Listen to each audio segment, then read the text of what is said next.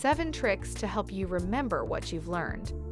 First, practicing what you have learned within 24 hours of learning it, and then a few times again within a week. Make sure you are practicing correctly. Practice makes perfect, but wrong practice can make you perfectly wrong.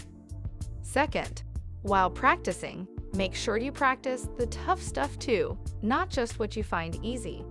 Give yourself quick tests to see if you really remember so that you don't fool yourself into thinking you know the material. Third, revisiting new material over a week to 10 days, giving gaps of a day or two in between, will strengthen those neural pathways, making that material truly yours. Fourth, when you revisit, remember to practice recall, rather than just read or write from your notes or the textbook. Fifth, forgetting is all right.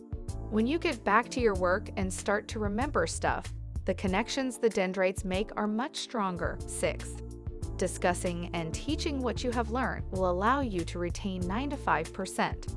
And seventh, do remember to sleep your 6 to 8 hours connections night. It allows your brain to detox, reinforces stuff you need to remember, deletes irrelevant things, and rehearses tough material you are learning.